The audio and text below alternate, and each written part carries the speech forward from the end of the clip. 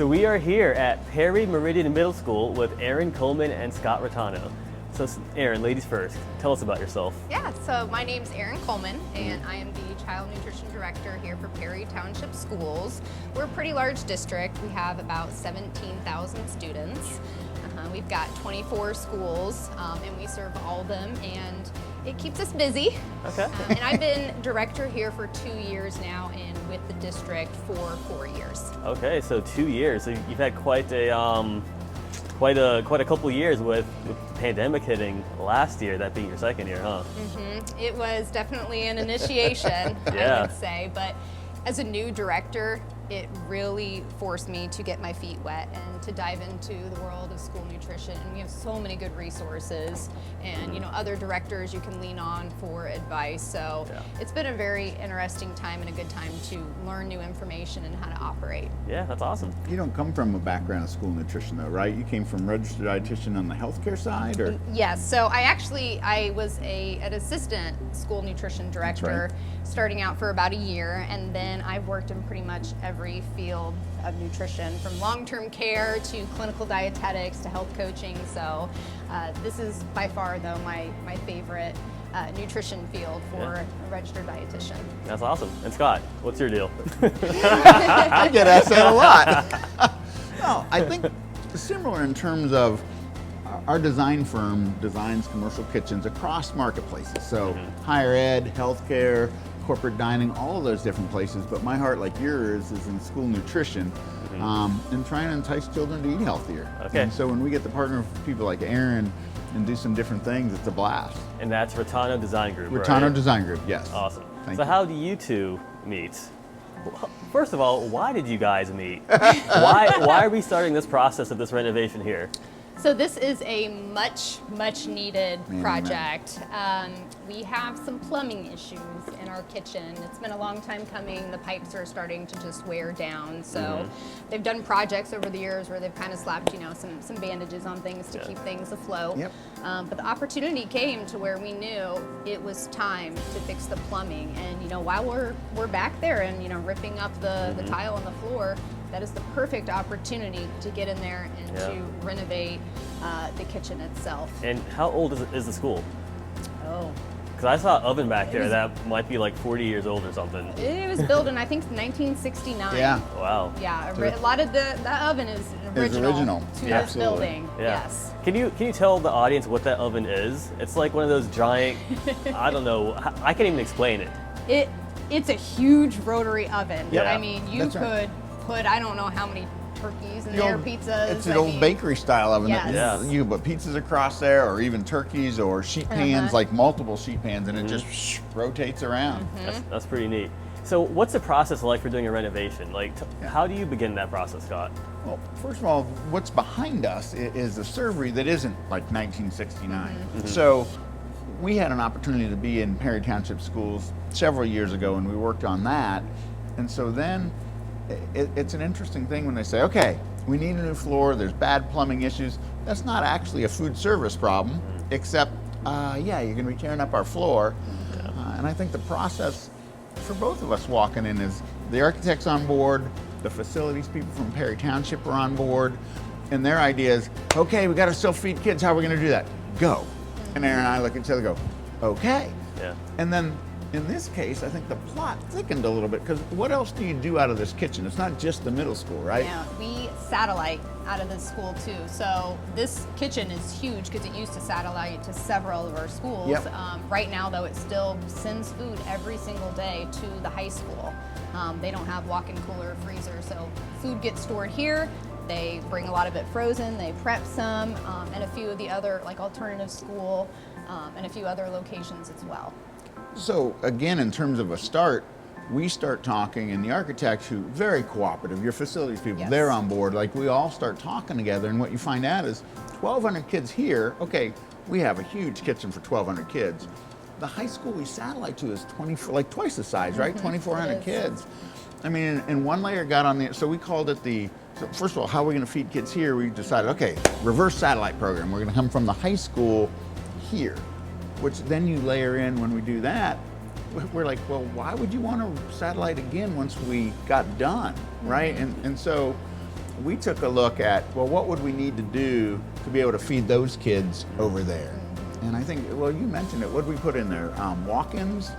We've got a walk-in cooler, a freezer. We're getting new dry storage space, new equipment, much needed. That kitchen will finally be able to function and serve on its own and be able to run its own operation. So exciting. I'm already laying the groundwork that like their serving area needs love, like it's going out of style. Yes. Like it's going out of style. Like this puts it to shame, you know what I mean? Yeah. And it's a high school, you know? Yeah. But the other, I thought, interesting part as we rolled through this is you don't just throw everything out. Okay, the rotating rack oven is going. It's definitely getting there now.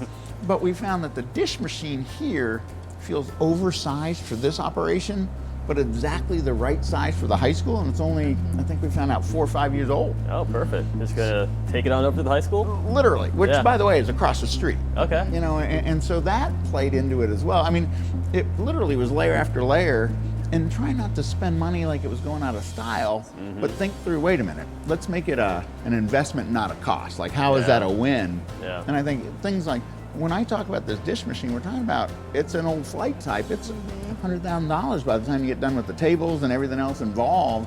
Again, too big for 1,200 kids day in and day out, but absolutely the right size, fits where your flight type was in terms of dish room. I mean, everything just started coming together. Yeah. And we were gonna do like a temporary walk-in cooler freezer over there, and you're like, how much is that gonna cost to rent?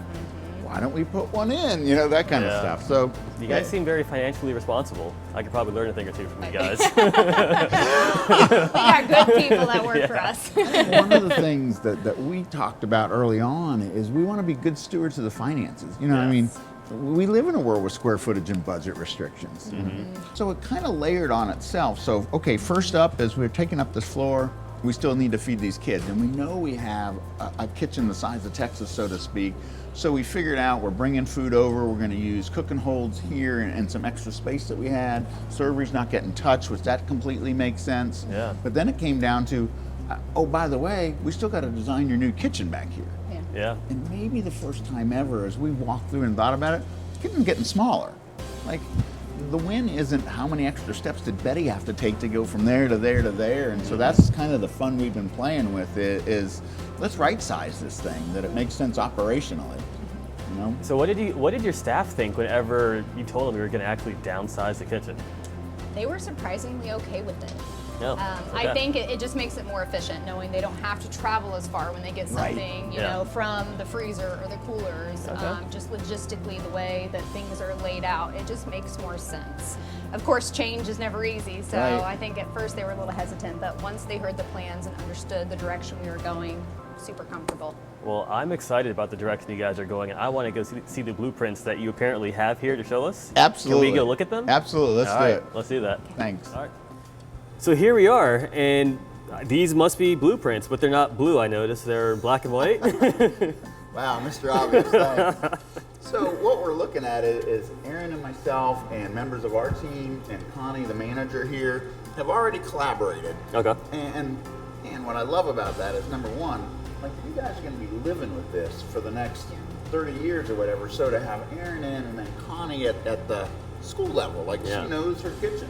You know, and so to walk through it together has been gold, I think. I love how you say collaboration, because I've met a few other designers, and there's very little collaboration that happens. It's like they just come in and they do what they want. I love the fact that you give Erin a voice, because this is her home, right? And Aaron, you're smart enough to bring your operator in. Like, Connie was in here too. I mean, the more people we can get to buy in, the better. Absolutely. Yeah, like you said, she's the one who, you know, runs this daily operation here, so I think it Yeah. makes sense to have her be a part of the plan to figure out that things are being put in the right place for functionality. And then, I don't know, you put that many voices together and you get a better plan. But the other side of that is, look around. Like, this kitchen's been here since the school opened in '69, and some of it with very little change. Like, there's a hood that, like, you could run a track meet up and down this hood. You know, Yeah. that oven's in the corner we talked about. And so when we're making choices back here, we're making 30-year decisions. So Yeah. sometimes that says we're going to spend some money, you know, and sometimes that's like, wait a minute, we'd be better stewards to do it a different way. When we come in, after initial conversations with Aaron and with the architect, you start to understand this is not a clean sheet of paper. This is what we're playing in. This is the budget we're playing in. And then you start to make decisions from that. But we talk about that you're better editors and authors. And so you start with, hey, let's throw some things in there, and then if someone doesn't like it, I blame it on somebody on our team. If they like it, it's our team, which we did. I did the same thing too. I did the same thing. Exactly. I get It works. Yeah. It works out well. But in this case, one of the things that always struck me is when you're walking through this, like being here was helpful versus an office because you can point to stuff and let's walk over there and look at that. And we did that all day long. Okay. But the other part of that is once we've made a set of markups or what are you thinking, just because we think you know what it is, that's like a big rectangle on a piece of paper. Yeah, I have no idea what that is right there, and what this is. Oh, is this where that giant oven is? It used to be. Is that what that is? Where it used to be. Where it used to be. Okay. So then, when you made the changes, you come back again.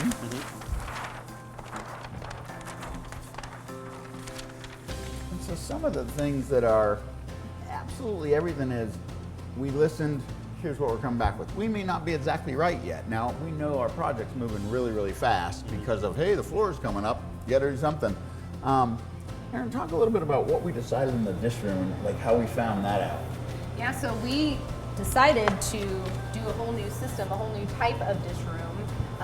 When we were in there, we realized that where it's at right now just does not make really any sense. It's a lot of space. They have the old It's an old flight type an old machine. flight type machine. So taking that out and just being more efficient with the process, because right now our ladies are the ones who are going in the cafeteria, picking it up from the carts where students are leaving trays. So this model is going to allow us to be more efficient by having students bring the trays to the window, turn around operationally, be able to put it in the new dish machine. So it just makes more sense all around. That's really smart. I'm guessing that was your idea, not Scott's idea. And I don't want to take the credit. and one thing layers on the other. I mean, it was really interesting because when you tell someone, like, wait a minute, we're downsizing your dish machine, like, you could see the fear on their face. And you're like, well, let's talk about the system. And I'll give Chris a little credit for that, too. He was with us. Yeah. It isn't, like, we found out, wait a minute, a lot of the panic comes from, well, we only have so many trays and they got to be ready for next lunch. And then I'm like, maybe we can buy more That's an trays. easy fix, We got you, you know? Yeah. And how much labor they're using, and quite frankly, the pieces of how much energy and water they're using on a dish machine that's oversized. Yeah. I mean, it was sized right when this kitchen was the right size, but not anymore. And so getting people used to that matters. And then the real cool part in terms of reuse is we're actually reusing the flight type dish machine at the school that's twice as big that needs it because it's only 4 years old. So yeah, let's move it over That there. makes sense. Yeah. So I have to be honest, this looks completely foreign to me. Is there any other visualization I can get of the renovations that are about to happen here?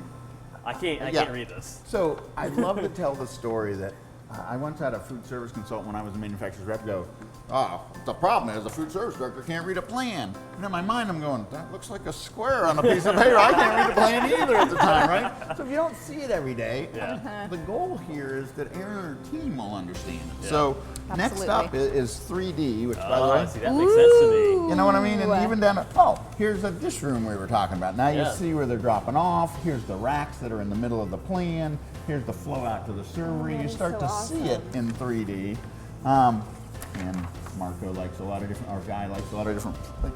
Here's the plan for the kitchen itself. So when you're coming in that back door, there's the office. You start to orient yourself. There's the walk-in coolers and freezers. The flow, like we always say, follow the food. Yeah. It's coming through. And you'll notice there's space here. First of all, the hoods will be like half this size at the most. Yeah. But we weren't sure. Like when we were talking to Connie, it's like, well, I might need this and I might need that. And some of that's, well, we've always done it that way. And so you were really good at coaching her through kind of, we're not always going to need 3 60-gallon kettles. You know what I mean? That's just Thanksgiving. We'll figure it out. But to leave a little bit of space, not crazy, because that's the most expensive part of your kitchen. But then we have an opportunity down the road. Wait a minute, maybe we want to put this in instead of that, or you want to expand or do some catering out of here, because we'll still have plenty of space. You know, that we'd be able to do that. But I think the ability to see it from different views, and that's, I mean, this is just black and white. You know, we can get into colors and things like that, but let's face it, it's a lot cooler to show that off in a servery than it is a kitchen, right? I mean, Oh, yeah. you know? So do you ever see this going into like a fully digital presentation, like virtual reality, maybe even on a computer, like a walkthrough on a computer? And that is now available. So we're working towards that next. Imagine sitting at your desk and, okay, we're going to walk through it. That's Or so Yeah. helpful. it'd be really cool to see with the glasses on, but then we'd throw you into a game or something. It's scary, you know? But yeah, the virtual reality is here. Yeah. It's a matter of putting it in, and it's one more step. It's like, oh, I can see myself in the kitchen, you know, and I think that matters. I think it does too.